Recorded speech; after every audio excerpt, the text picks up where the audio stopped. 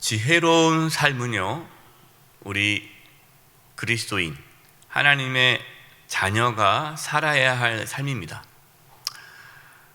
우리는 지혜를 구해야 합니다. 지혜롭게 산다라는 것은 하나님을 경외하는 것입니다. 지혜롭게 산다라는 것은 하나님의 정의와 공의를 이루며 사는 것입니다. 우리는 이 악한 세상 속에서 살아가고 있죠. 그래서 지혜가 필요합니다.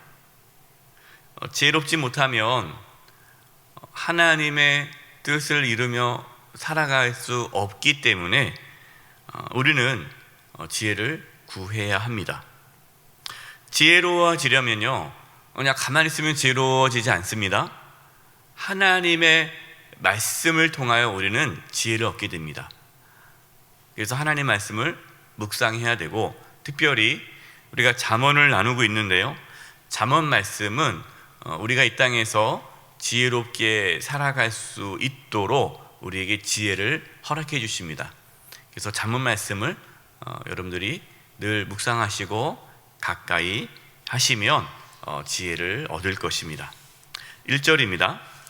너는 악인의 형통함을 부러워하지 말며 그와 함께 있으려고 하지도 말지어다.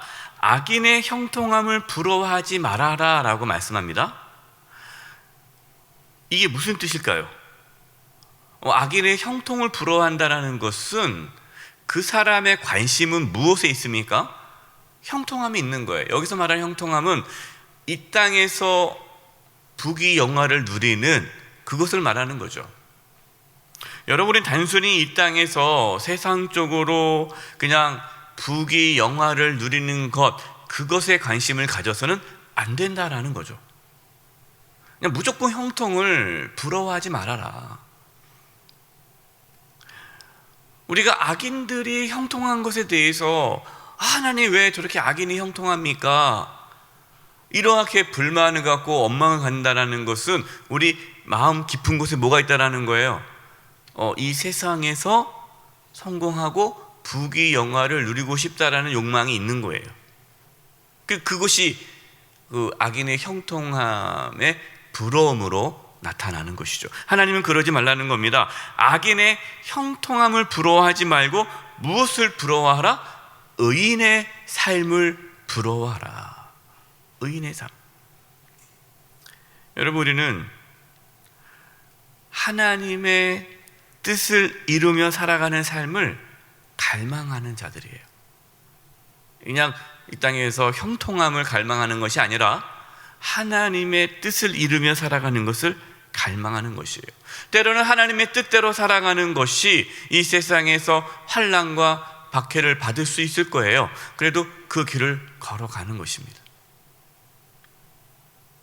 여러분, 악인과 함께 하지 마시기 바랍니다. 악인을 부러워하지 마세요.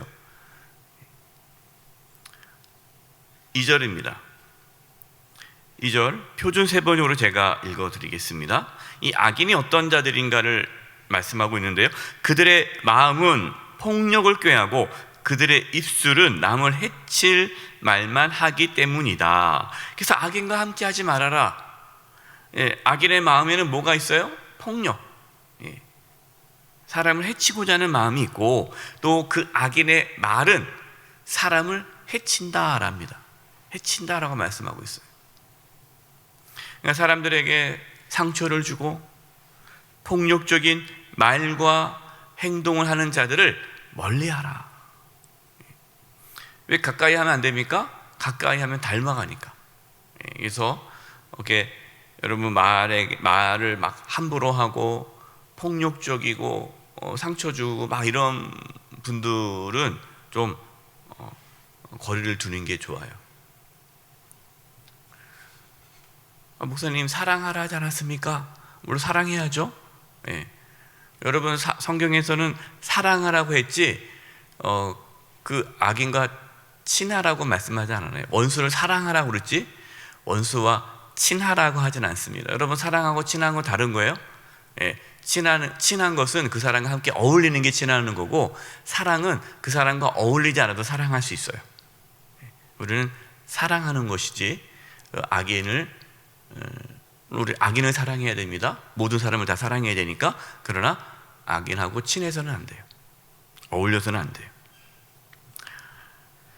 3절과 4절입니다. 집은 지혜로 말미암아 건축되고 명철로 말미암아 견고하게 되며 또 방들은 지식으로 말미암아 각종 귀하고 아름다운 보배로 채우게 되느니라. 가정을 온전하게 세우기 위해서는 무엇이 필요하다는 겁니까? 지혜와 지식이 있어야 된다. 여러분, 가정은요 돈으로 세워지는 것이 아니에요. 지혜가 있어야 돼요.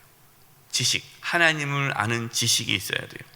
그래서 모든 가족이 하나님을 경외하고 하나님을 아는 지식을 가질 때, 그러니까 지혜로울 때 그 가정이 하나님께서 기뻐하시는 가정이 되는 거예요. 그래서 우리는 우리의 자녀들을 지혜로운 자로 양육해야 됩니다. 지혜로운 자.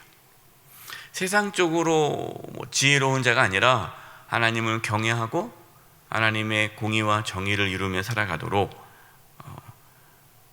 하나님의 지혜로 자녀들을 키우셔야 돼요. 6절입니다. 너는 전략으로 싸우라. 승리는 지략이 많음에 있느니라. 이 전략으로 싸우라. 이게 지혜로운 자예요. 우리가 인생을 살아가는 데 있어서 전략이 있어야 돼요. 계획이 있어야 돼요. 그냥 되는 대로 되겠지. 하나님께서 알아서 해주시겠지. 여러분, 그것은 지혜로운 자가 아닙니다. 게으른 자고 그 게으른 자는 악한 자예요. 하나님께서 우리에게 시간과 물질과 재능을 주셨어요. 우리는 선한 청지기예요. 청지기가 뭡니까? 관리하는 자예요. 그렇기 때문에 하나님께서 우리에게 주신 시간과 물질과 재능을 잘 계획해서 관리해야 되고 잘 써야 됩니다. 그 전략을 세워야 되는데 승리는 지략이 많음이 있다. 이 지략이라는 것은 참모를 말하는 거예요. 그러니까 주변에서 좋은 이야기를 해주는 사람들을 많이 두는 거예요. 이게 무슨 뜻입니까? 지혜로운 자는 다른 사람의 의견을 잘 수렴한다라는 거예요. 잘 듣는 자예요. 특히 공동체의 지도자는 어떠한 지도자가 되어야 되느냐? 주변에 있는 참모들, 주변에 있는 분들의 이야기를 잘 들을 수 있어야 돼요. 듣는 귀를 가지셔야 돼요. 그러니까 참모가 많아야 승리할 수 있다.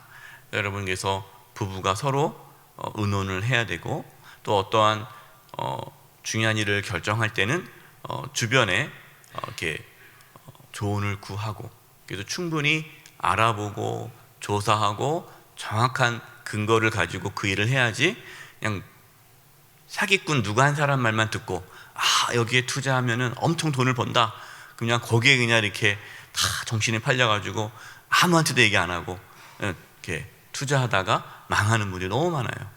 특히 요즘 같은 이 시대에는 너무 많은 사람들이 사기를 당합니다. 그러면 안 돼요. 그래서 주변 사람하고 같이 이야기를 많이 나누시고 혼자 결정하지 마시고 주변 분들의 말을 들을 수 있기를 바랍니다. 9절입니다.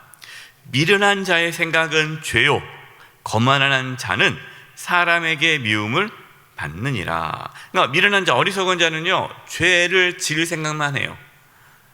왜냐하면은 이 어리석은 자는 하나님을 기쁘시게 하는 데 관심이 없잖아요. 그렇기 때문에 하나님을 기쁘시게 하지 않기 때문에 그가 하는 모든 생각은 죄만 생각하는 거예요. 거만한 자는 사람에게 미움을 받는다. 여러분, 누가 거만한 자를 좋아하겠습니까? 그래서 우리는 늘 겸손해야 돼요. 여러분, 우리의 말과 행동이 다른 사람에게 거만하게 보이지 않도록 애쓰셔야 돼요. 주변 사람들을 존중하셔야 됩니다. 어떤 분들은 이렇게 말을 하거나 행동을 할 때 주변 사람들을 이렇게 아래 사람으로 대하는 분들이 있어요. 마치 다 모르는 것처럼, 나는 다 알고 저 사람은 다 모르는 것처럼. 그래서 한 수 가르쳐야 된다는 생각으로 이렇게 늘 사람들을 이렇게 충고하고 조언하는데 조심해야 됩니다. 우리는 늘 주변 사람들을 존중해야 돼요. 10절입니다. 내가 만일 환난 날에 낙담하면 내 힘이 미약함을 보임이니라. 여러분, 그 사람이 약한지 강한지 어떻게 알 수 있습니까? 환난을 당할 때 알 수 있어요. 환난, 어려움을 당할 때. 그러니까 환난을 당할 때 믿음이 강한 자는요 쓰러지지 않습니다. 낙심하지 않습니다. 그러나 믿음이 작은 자는 낙심하고 쓰러집니다. 그래서 평상시 때는 다 믿음이 좋아 보여요. 근데 어떠한 사건이 딱 터졌을 때 어떤 분은 견디고 쓰러지지 않는데 어떤 분은 와르르 무너져요. 믿음의 차이예요. 예수님께서 말씀하셨죠. 반석 위에 지은 집과 모래 위에 지은 집. 겉으로 보기에는 이게 반석인지 모래인지 모른단 말이에요. 집이 멀쩡하니까. 그러나 홍수가 나면 반석 위에 있는 집은 무너지지 않지만 모래 위에 있는 집은 무너진다라는 거예요. 그래서 환난이 있을 때 그 믿음이 반석 같은 믿음인지 또 모래와 같은 믿음인지가 드러난다. 그래서 우리는 어떻게 해야 됩니까? 환난이 오기 전에 우리는 반석 위에 지은 집처럼 하나님의 말씀에 뿌리를 내리는 신앙을 가져야 돼요. 그래서 말씀에 뿌리가 없으면요 다 무너집니다. 아무리 교회를 열심히 다니고 내가 교회에서 뭘 충성하고 내가 뭘 했고 아무리 해도요 말씀이 그 심령 가운데 든든하게 뿌리 박히지 않으면 다 무너져요. 다 넘어져요. 지혜로운 자는 하나님 말씀으로 그 믿음을 세운 자가 지혜로운 자죠. 11절과 12절입니다. 11절과 12절을 제가 표준 세번역으로 말씀을 읽어드리겠습니다. 너는 죽을 자리로 끌려가는 사람을 건져주고 살해될 사람을 돕는데 인색하지 말아라. 너는 그것이 내가 알 바 아니라고 생각하며 살겠지만 마음을 헤아리시는 주께서 어찌 너희 마음을 모르시겠느냐. 너의 목숨을 지키시는 주께서 다 알고 계시지 않겠느냐. 그분은 각 사람의 행실대로 갚으실 것이다. 주변에 어려움을 겪고 있는 사람들을 도와주라. 죽어가는 자를 외면하지 말고 도와주라. 근데 어려운 이웃을 돕는데 핑계를 댈 수 없다. 지금 나도 내 코가 석자인데 나도 어려운데 핑계를 대지 말아라. 왜? 하나님께서는 우리의 속마음을 다 살피신다. 핑계를 댄다는 거죠. 도와줄 수 있음에도 불구하고 안 도와주는 거예요. 그게 싫은 거예요. 그러면서 이제 그럴듯한 핑계를 대는데 하나님께서는 다 아신다. 하나님께서 우리의 행위대로 우리가 행한 대로 다 갚으신다. 여러분, 그렇기 때문에 어려운 자를 최선을 다해 도와주셔야 돼요. 우리가 이 코로나 시대에 교회가 어렵죠. 이 코로나 시대에 교회가 여러 가지 어려움이 있습니다. 여러분, 이럴수록 우리 이웃의 어려운 분들을 더 도와줘야 돼요. 근데 이렇게 말할 수 있잖아요. 목사님, 우리 교회도 힘든데 뭘 도와줍니까? 좀 우리가 여유가 있을 때 도와줘야죠. 그러면은 평생 못해요. 우리가 어려워도 그래도 하나님께서 주신 은혜를 가지고 힘써 도울 때 하나님께서 다 그걸 아시는 거예요. 여러분, 교회뿐만 아니라 우리의 개인의 삶도 마찬가지입니다. 내가 여유 있을 때 해야지, 여유 있을 때 해야지. 여러분, 못해요. 내가 어렵고 힘들지만 그럼에도 불구하고 내가 갖고 있는 것 중에 조금이라도 모아서 어려운 이웃을 도울 때 하나님께서 그걸 기뻐하시고 또 하나님께서 그것을 갚아주시는 겁니다. 여러분, 우리는 핑계대지 말고 하나님의 뜻을 이루어가는 저와 여러분 되기를 바랍니다. 16절입니다. 대저 의인은 7번 넘어질지라도 다시 일어나려니와 악인은 재앙으로 말미암아 엎드러지느니라. 여러분, 7번 넘어진다는 게 뭡니까? 계속해서 넘어진다는 거예요. 7은 완전수예요. 그래서 계속 넘어질지라도 의인은 아무리 넘어져도 다시 일어난다. 의인은 절대로 망하지 않습니다. 하나님께서 다시 일으켜 주십니다. 그러나 악인은 재앙으로 망하게 됩니다. 왜? 하나님이 일으켜 주지 않으니까. 17절 18절입니다. 내 원수가 넘어질 때에 즐거워하지 말며 그가 엎드려질 때에 마음에 기뻐하지 말라. 여호와께서 이것을 보시고 기뻐하지 아니하사 그의 진노를 그에게서 옮기실까 두려우니라. 나를 힘들게 하고 나에게 고통을 주었던 자가 어려움을 겪을 때 쌤통이다, 잘 됐다, 근데 그럴 줄 알았어, 나 괴롭히더니, 그렇게 생각하지 말아라. 하나님께서 우리의 속마음을 다 살피신다. 원수라 할지라도 그가 어려움을 겪을 때에 불쌍히 여기는 마음을 가지라라는 겁니다.